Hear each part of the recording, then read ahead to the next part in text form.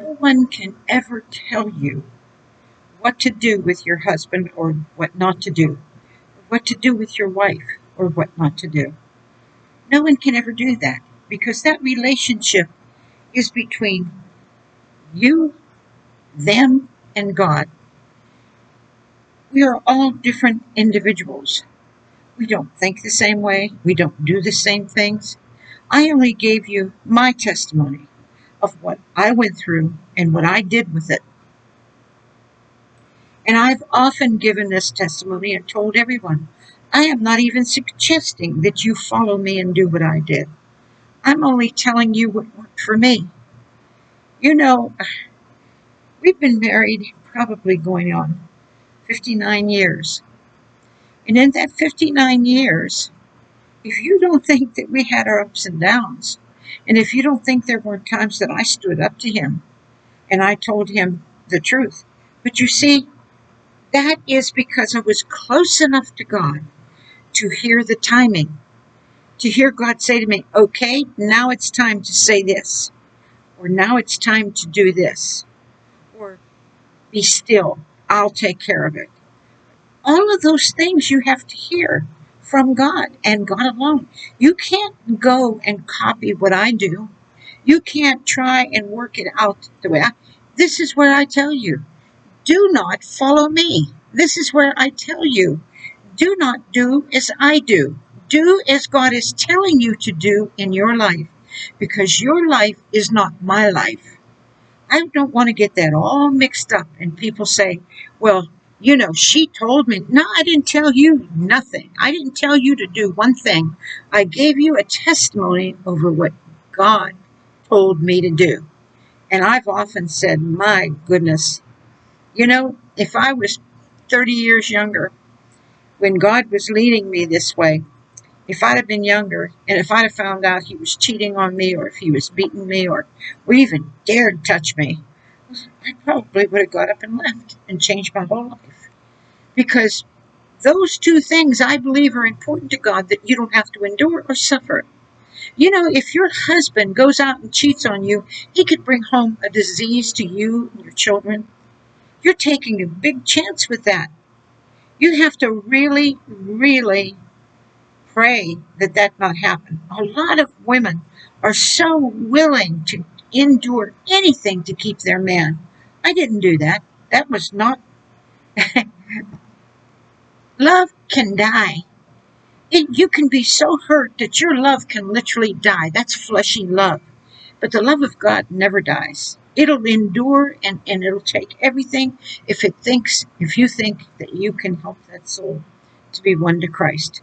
But if you see that's impossible and you see that isn't what God, you have to make your own decisions.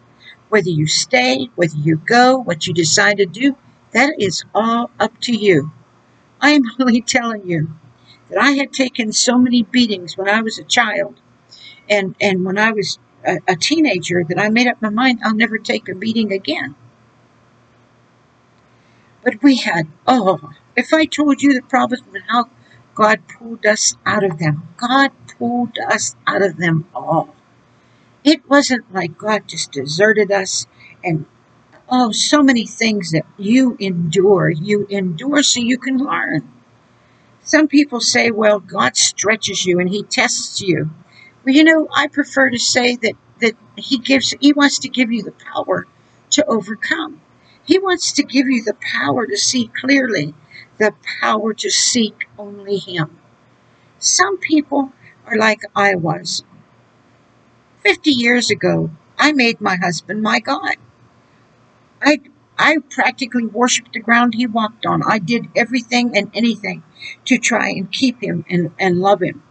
And it didn't do me a single bit of good. Why? Because I didn't know Jesus Christ. I didn't know how to treat a man. This is why women, when they come to me and they'll say, ask God to send me a good man. I said, I can't. Because in your mental, emotional, and spiritual condition, if he sent you a good man, you would destroy him. Because you would never understand what to do. How do you get to the place where you can understand? Seek him constantly. Seek him to understand. Seek God to understand, not to be understood. Big difference. Seek God to help and love, not be helped and loved. Seek God for the things that you can do to change, not what they have to do to change. It's all in an absolute reverse. When I sought God the way Corinthians 13 said to seek for love.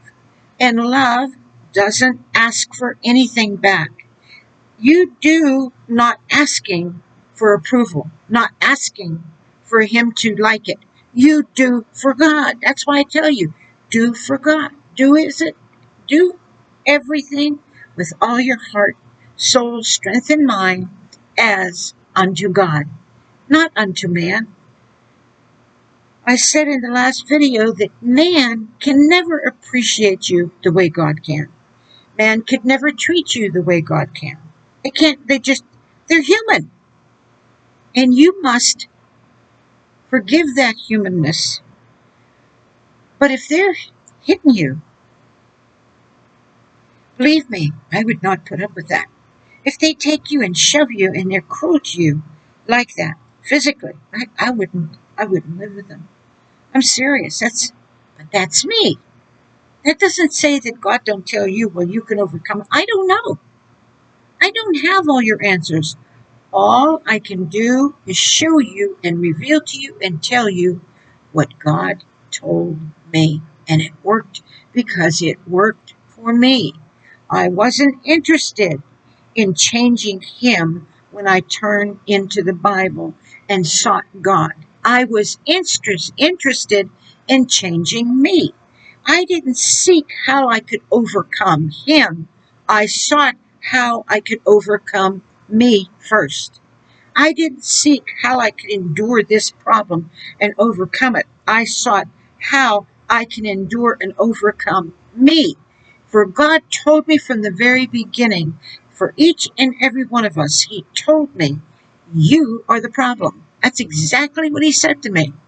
He said, Marion, look, and I gave this testimony before. When I found out who Jesus Christ was, and I got into the Word and I fell in love with him, he showed me, he stood right in front of me, and he stood there and he pointed at what looked like a mountain. And he says, Marion, see this mountain?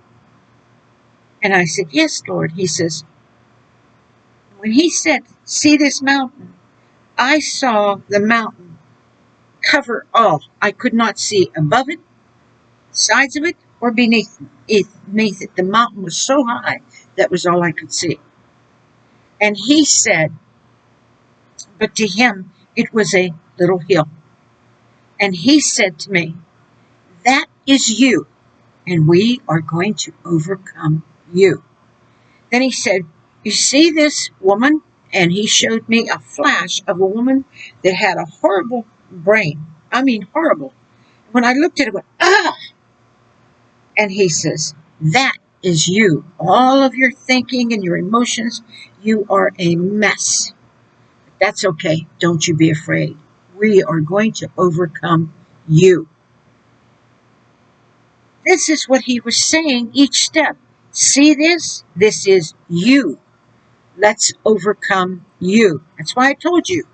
You seek into the Word to overcome your imagination, to overcome your fears, to overcome your feelings, to overcome your own personal thoughts, your own personal behaviors, your own personal habits, you seek God, and each day taking one day at a time, he will help you through that. He will help you and you will be victorious, because that is why he tells you to take one day at a time. He tells you today is the day of salvation. Don't look for yesterday, because it's gone. Don't look for tomorrow, because it may never return. You may never have tomorrow. And yesterday will never return. I can remember my husband and I sitting down and making an agreement that really helped us. And he sat down and he said this to me: let's never bring up the past. If we face today as today, let's only bring up anything that happened today. Because if you go into that past, which here's what you'll do. Well, you always. Well, you never. But I know you. But hey, you can't. This, you will go there and you will fight. You will literally fight because you keep on trying to change your past and it's gone. It is gone. And you bring it into today and you mess up today. And God told you, don't do that. He said, let go of yesterday. It's gone. It's never going to come back. There are some women that had a relationship with their husband when they first got married and they really loved it. And they keep trying to renew it and bring it back. And they pine for the man that they think they married. That's wrong. That is wrong. People grow and change. And when they change, you have to understand to go with what God is doing in the change. You have to understand how to accept growing up, how to accept. There are people who are 90 years old that cannot accept growing up. 90 years old. They can't accept things as they are. They keep on wanting to change them, wanting to change this person, wanting to change that. They never go into here and change you. God taught me first things first. Get into the Word and use it to change you. So you want to love the way Jesus loved. So you go into Corinthians 13 and you pray. And I'm telling you, when you begin to do that, it is painful. Because the unlovely, the ungodly, and everything's going to come at you and tempt you to get out of love. Tempt you to get out of doing what is right, to be perfect in forgiveness, to be perfect in the sight of God. Everything. It's like one person said, don't pray for patience, because if you do, you will be tempted so much to be impatient. Well, I was tempted morning, noon, and night to not love the way God said. And I'm like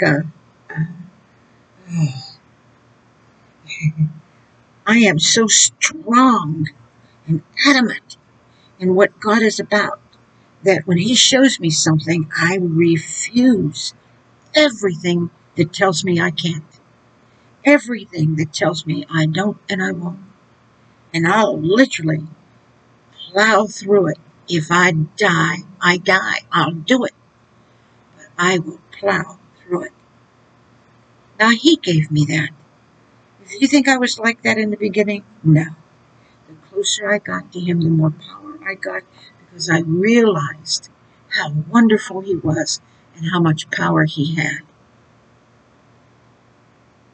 So don't do as I do necessarily.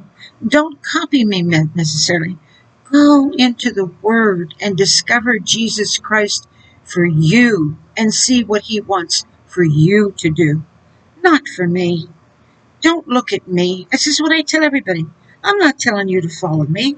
I've been telling you these past 2 months over and over, get into the Word and find Jesus and follow Him. Find Him. Find how He thinks. Find how He feels. Find how He operates. Find what He'll say. Find what He won't say. Find and understand Him so completely. Then get into the Old Testament and find God and His power and what He likes and doesn't like. What He will curse and not curse. What He will do and not do. You've got to do that. The first things first is the New Testament with Jesus Christ. But the actual basic character of God comes from the Old Testament. But yet the Old Testament is filled with the law. You can't go according to the law. You fulfill the law. He says, if you love the Lord thy God with all thy heart, soul, strength, and mind, and your neighbor as yourself, you will fulfill the whole law. Why? Because you would never hurt God and you would never hurt another. And that means you would deliberately and willfully obey the Ten Commandments. You would obey everything God wanted of you. Because you cannot, you would not be able to bear not to. Because the love in you for God would be that great. Oh, we can say we love God so often and we fall short. But when we fall short, we go to Him and ask Him for His grace to help us to overcome it. And He gives to all men liberally. So I hope and pray that that testimony is not misunderstood. It is not a license for any man or any woman to mistreat you. It is not a license for them to be able to beat you or do any evil they want to you. That is not what that video is about. That video is about overcoming evil with good, overcoming hatred with love. That's what that's about. Plain and simple. And anybody that has Jesus Christ within them or strives to get Jesus Christ in them can do it. Because what you've got to say to yourself is, I can do all things through Christ who strengtheneth me.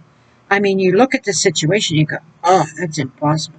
I don't think I can do that. Well, God would tell me many times, Marion, I know you can't, but I can, so just let me live there. Just give me your heart that I can live there because I will do it. And He will teach you exactly how to do that. Why? Because He loves you so much that He died for you. He loves your family that much. He loves every single person that much. He's not in the habit of destroying anybody. He is in the presence of love, for love is the only thing that will endure forever. Forever. Love will cause you to look beyond everyone else's faults and see their needs. Love will cause you to never, ever think about, well, they're going to pay. Well, you know what? This one over here, they did this sin and they're going to pay for it. And this one in this country, they did this sin and they're going to pay for it. You're watching over their sins. You're not watching over what God wants you to watch. Because you're minding their business. You're getting right into the meat of their business. And it's none of yours. Your business first is you. Clean out me, oh God. Help me, oh God, here and here. Help me, oh God. See if there be any iniquity in me. See if I'm in the wrong track. See if I'm in the wrong pew. And I'll tell you what, many times during that, if you think I was perfect, you would be wrong. I would just be right on the verge of making a bad decision to go the wrong way. And each time it would just like he'd pull me like it and then say, no, Mary, go this way. And I would go over here and he'd say, no, Mary, come on, over here. This is me here. That's what He'll do with you. If you let Him and you keep that door open, always keep the door open to Jesus Christ. Always. Never close it. Never, ever, ever close it.